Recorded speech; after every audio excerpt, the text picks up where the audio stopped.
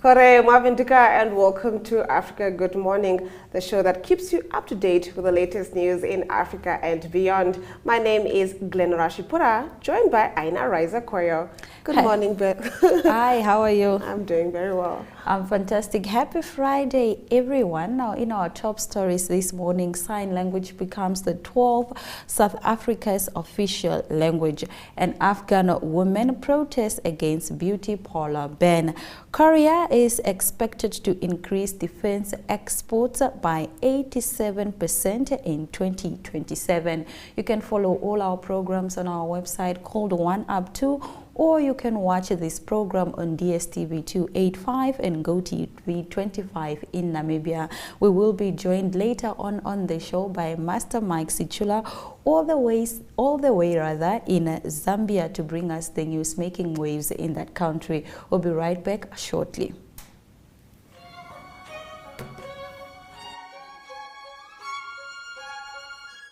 Welcome to Active Kids, a daily TV show that sparks creativity, learning, and fun for young minds. With exciting activities and lessons, Active Kids inspires curiosity and a love for learning. New face to the 115.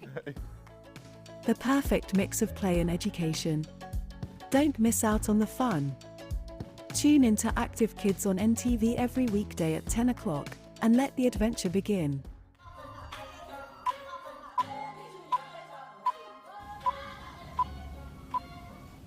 This morning we start off with news from South Africa. Sign language becomes South Africa's 12th official language.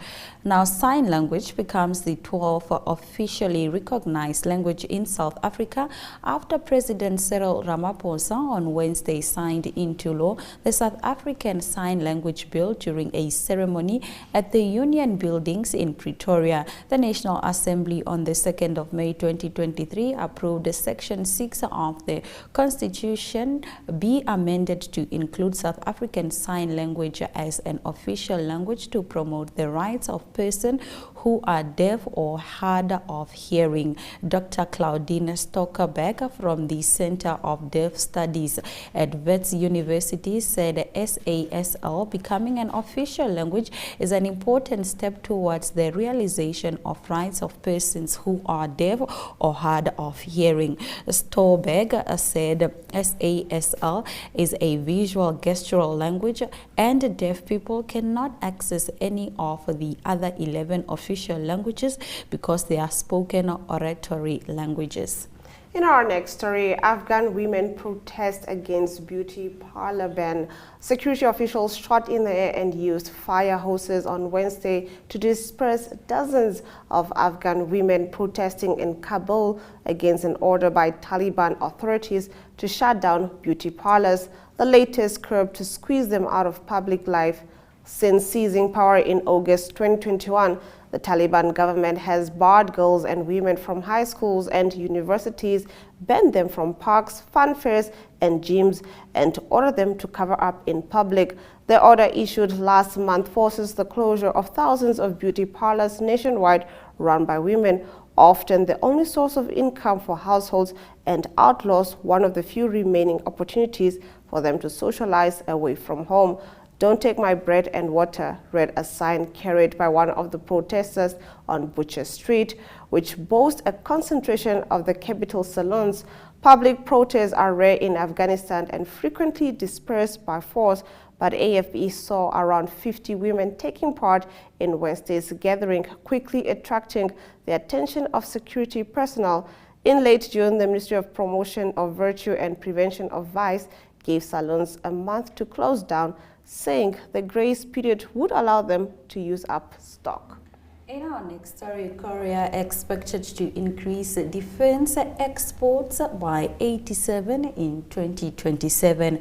Korea will be able to generate 29.7 trillion won in defense exports by 2027, up about 87% from 15.9 trillion won in 2020, as sustained by robust growth momentum in recent years, according to a state-run think tank on Monday. The industry will increase 69,000 jobs by 2027, more than doubling the 33,000 in 2021, it added. The Korea Institute for Industrial Economics and Trade, which conducted the study at the request of the Federation of Korean Industry, said the strong figures will push up Korea's rank on the list of global defense powerhouses to fourth, up from the current 8. The report said that Korea's defense exports come to 17.3 billion last year, almost a six-fold increase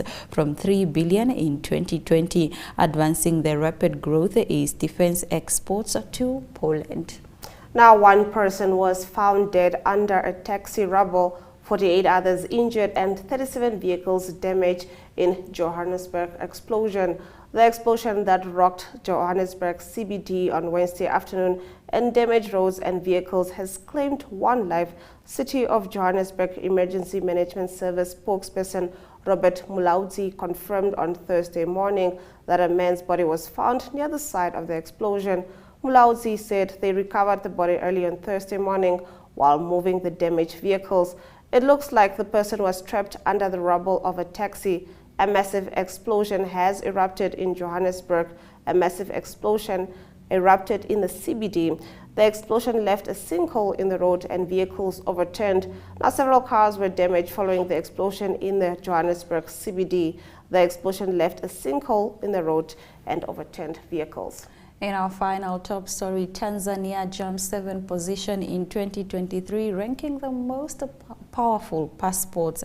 A significant leap in the Tanzanian passport has advanced 7th position in the latest 2023 Henley Passport Index, now securing the 69th spot among the world's most powerful passports. This marks a substantial improvement from the previous ranking of 76 in 2022, according to the updated ranking. Tanzania passport holders enjoy visa-free travel to 73 countries. The index, which relies on exclusive and official data from an international air transport association, reveals that Singapore currently holds the title of most powerful passport in the world. Singaporean citizens can visit an impressive 192 travel destinations out of 227 across the globe without the need for a visa. Sharing the second spot are Germany, Italy, and Spain, each offering visa-free access to 190 destinations. Now, Zambia is worried that Russia's decision to not extend the Black Sea Grain Initiative agreement will have detrimental effect on food security for vulnerable countries. We get into this story on the other side of the break when we go to Zambia.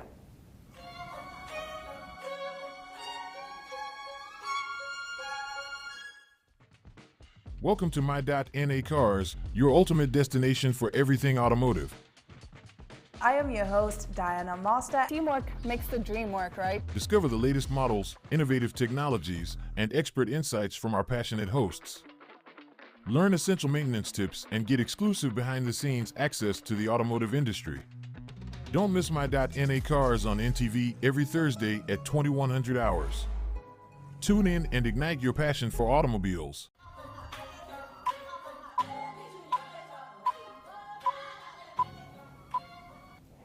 We now cross over to Zambia, Lusaka, speaking to our correspondent there, Mike Sichula. Good morning, Mike.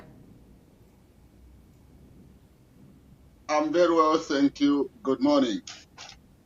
Now, getting into your first story, different opinions from a cross-section of society have been expressed in response to the recent removal of street sellers in the capital city of Lusaka. Can you get into this story?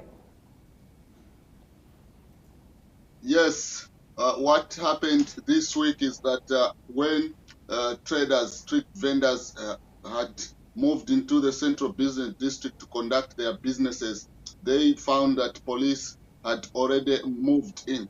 That picture you could see is one of the pictures that was taken before street vendors were removed from the CBD. You can see that there's a crowd of people, tents, and everywhere, and this they did not go well with the current administration, which is using the law that was passed by the previous administration to ban street vending.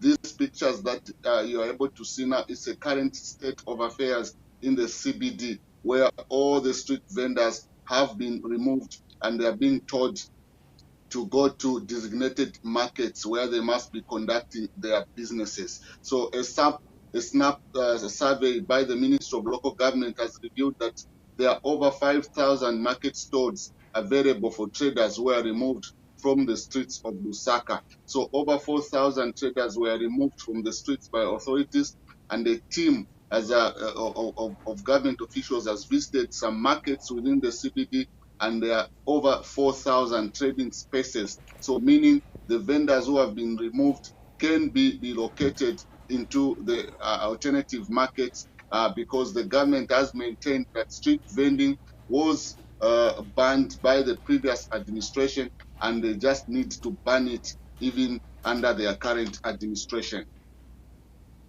All right, Master Sichula, moving over to your next story. The government plans to grant 57 gold licenses to cooperatives in effort to stop illegal gold mining. Tell us about this.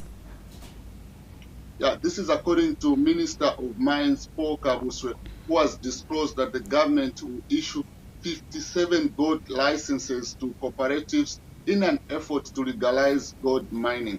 Because what has been happening is that Zambia has discovered a lot of gold deposits across the country, and in most of these cases, gold mining is going on without being regulated, and a lot of foreign nationals, including Zambians, have invaded these places where gold deposits have been said to be there, and this is not going well with government because government believes gold is a precious mineral that should be used for national development. So Mr. Kabuso says the cooperatives will be given gold detectors and loans so that they can operate professionally and benefit from the mineral resources in their communities. So this is about bringing about regularized gold mining and giving the communities where this gold is being mined an opportunity to develop their communities.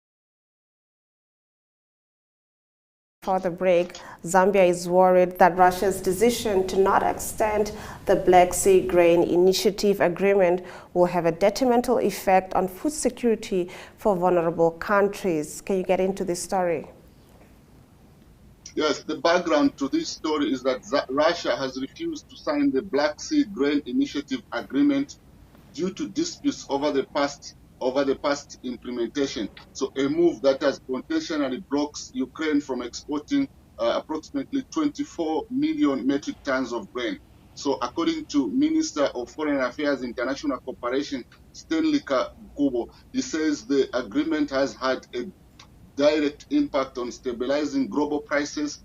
He has also urged the parties in the agreement to consider reviewing the agreement to boost food security. Mr. Kabukubo explained that the agreement has played a pivotal role in averting fluctuation in global food prices, thereby ensuring that the stability of domestic food supplies in numerous countries, and thus protecting domestic supply in countries like Zambia. So it is hoped that this, according to the government, especially Mr. Kakuo, the Foreign Affairs Minister, that this can be resolved in order for countries like Zambia to benefit from the abundant food security, surplus grain in Ukraine. All right, Master Sichula, and finally we understand that the Copper Queens tomorrow will face Japan. What's the vibe like in Lusaka? Well, the vibe has been on the rise, and one of the indicators is that the Football Association of Zambia has been able to sort as many as over 500 replicas that they just recently launched. So, which is a good indicator because Zambians now want to be clad in the Copper Queens football jerseys as Zambia takes on Japan tomorrow. So a number of Zambians are excited, and they are hoping that the Copper Queens can put up a spirited fight to pick up their first victory at the World Cup when they face Japan tomorrow. So it is going to be a difficult match for the Copper Queens, but according to the technical coach, he believes that Zambia has got what it takes to pick up a point against former world champion Japan. So it is something that Zambians also in Lusaka and across the nation are excited, and they are hoping that the team can open their World Cup match against Japan on a high and pick up a victory going into their second match of the World Cup. Well, we certainly wish them all the best. Thank you so much, Mike, for joining us today morning and bringing us the latest news in Zambia. Thank you so much, Africa. Good morning. Do have a blessed weekend. Let's now take a look at the weather predictions for Southern Africa.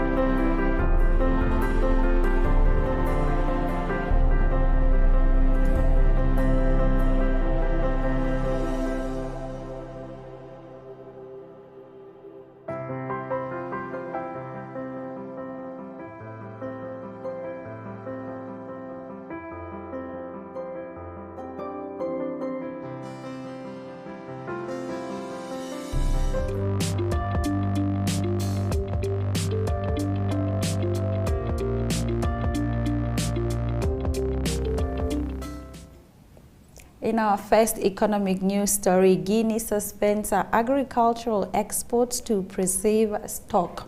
Now, Guinea's ruling junta has suspended the export of several agricultural products, including rice, potatoes, and palm oil for 6 months to preserve its food sovereignty and social peace. This decision is linked to the concern to preserve stock before the next harvest and not at all to the expiry on Monday of the agreement between Moscow and Kyiv, which allowed Ukraine to export cereal, notably to Africa, despite the war, the Guinea Ministry of Trade said. We are entering a lean period. We need to replenish our reserves to ensure food sovereignty and social peace, a Trade Ministry official told AFP. In our next story, Africa's biggest port to be partially privatized. In a first for South Africa's national ports business, the largest harbor in Africa, Port of Durban, will be operated and controlled in part by International Container Terminal Services, Inc. of the Philippines. Private sector participation in Pier 2 is a key catalyst for repositioning the Port of Durban as a container hub port. We are delighted to have a global player of ICTSI standing on board to drive this process, said Transnet Group CE Portia Derby. Now, Durban Harbour, the largest and busiest shipping terminal in sub-Saharan Africa, handling up to 31.4 million tons of cargo each year, was 364th out of 370 in a 2021 World Bank evaluation of container port performance. Now we take a look at our economic indicators, proudly brought to you by Bank Windhoek.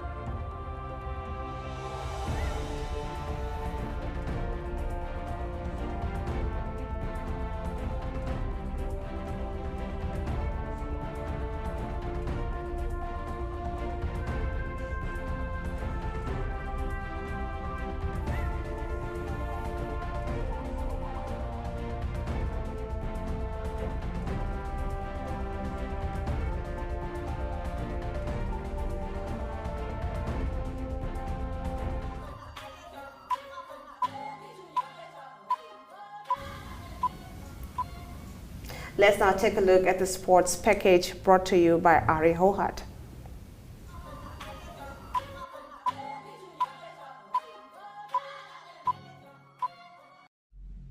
Good day everyone, time for international sports news, and starting off with soccer news first. It is the Women's World Cup 2023 that started. A big result for New Zealand. They're one of the co-hosts together with Australia, and it is New Zealand that beat Norway by 1-0. That game was played at Eden Park, and it was almost 43,000 people that watched the game, and it was a surprise as the previous 15 World Cup games, New Zealand didn't win any of their games in previous World Cups, so it was a big surprise that they beat Norway by 1-0. It was Hannah Wilkinson that scored the goal for New Zealand, and it was a great result for the Kiwis in the beginning. That was in Group A. They also need to play against the Philippines and also against Switzerland. With Southern African interest, it is South Africa that only play their first game in Group G. That will be on Sunday. That is when they play against Sweden. They've got a tough group. They also need to play against Italy and Argentina in the 2023 Women's World Cup. On to cycling news, and it is the Tour de France that continues. It will finish this weekend, and a big statement made by the leader Jonas Vingegaard. In fact, he comprehensively beat his closest rival, and that was Tadej Pogačar, that was on stage 17. It was Jonas Vingegaard that finished about 5 minutes and 30 seconds ahead of Tadej Pogačar, that was in the 17th stage, and now he leads by 7 minutes and 35 seconds over Pogačar. So it's Jonas Vingegaard still in the yellow jersey, and it is Pogačar second, 7 minutes 35 seconds behind him. And in third position it is Adam Yates. He's 10 minutes and 45 seconds behind Jonas Vingegaard. So mainly if he stays on his bike, probably he will be the winner in Paris over the weekend. Continuing international sports news with golf news, it is the British Open that started for men. That is in Britain, that is at the Royal Liverpool Golf Club, and is one of the 4 majors of the year. Great performance by the amateur from South Africa, that is Christo Lambrecht. He plays in his first British Open. He qualified because he won the British Amateur a few weeks ago. He came in with a brilliant round of 66, that is 5 under par, and it's a good chance for him to make the cut for the second round. Also a good start for Matthew Jordan. He's a member at Royal Liverpool. He is from England, and he came in with a 69 to open his scoring in the first round of the British Open. Some of the South Africans also teeing off early on the first round is Brendan Grace. He came in with a 73, that is 2 over par. Not a good day for Charles Schwartzel. He played 77, that is 6 over par. It is the 151st Open that is played, British Open that is played, and the final round will be played on Sunday.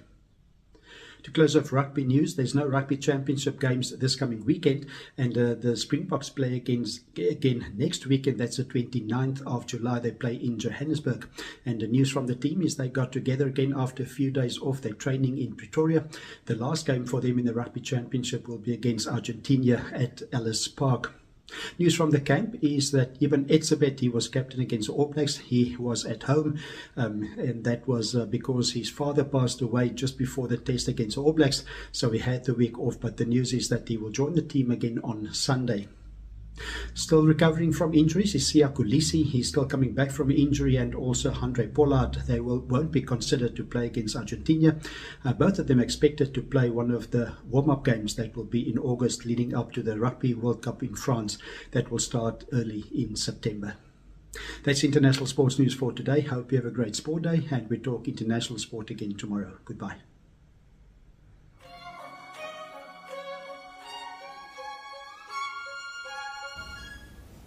Thank you for watching our show this morning. Here are the highlights. Africa's biggest sport to be pushed. Sign language becomes South Africa's 12th official language. Afghan women protest against beauty parlor ban. Korea expected to increase defense exports 87% by 2027. Guinea suspends agricultural exports to preserve stocks. And with that, we've come to the end of our show. Do remember that you can catch Africa Good Morning same time, same place next week. From me, Glenora Shipura. And myself, Aina Raizako. It's all my love, all my light, and happy Friday.